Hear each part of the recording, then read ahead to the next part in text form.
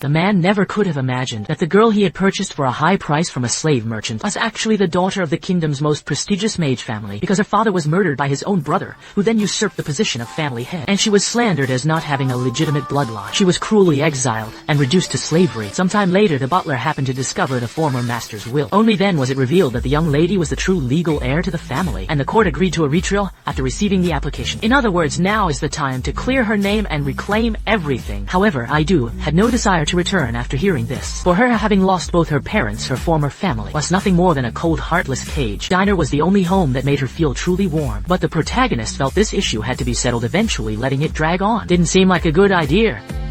It's settled then.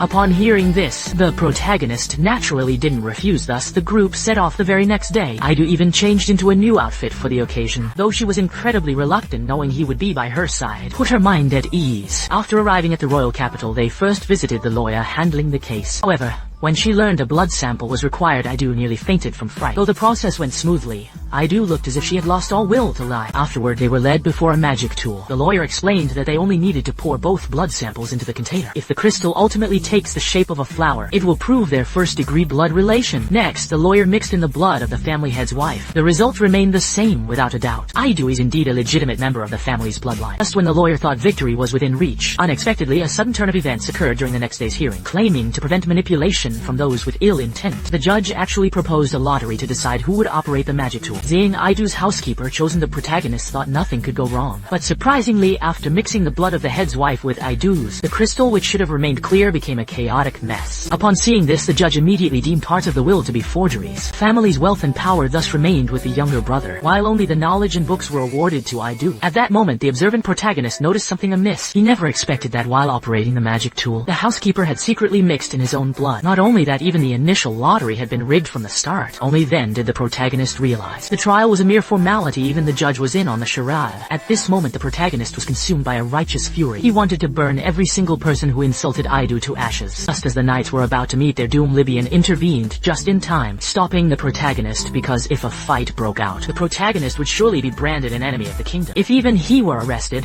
Aidu would lose the only person she could rely on. These words snapped him back to his senses. To avoid further escalation, the judge ultimately chose not to pursue the matter of his outburst. Watching this, I can't help but feel incredibly frustrated by such injustice. Later, the group arrived at the family head's library. According to the verdict, Aidu will inherit everything here.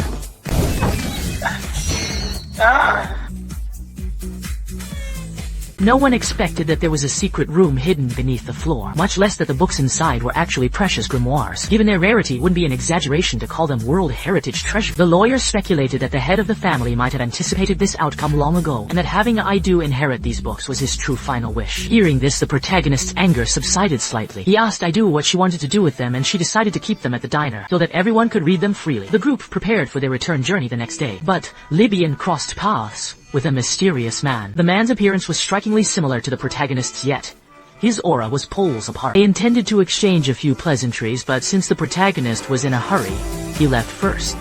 What about Beethoven's aunt? Koto was on the list. Let's head over to that place. I don't like this.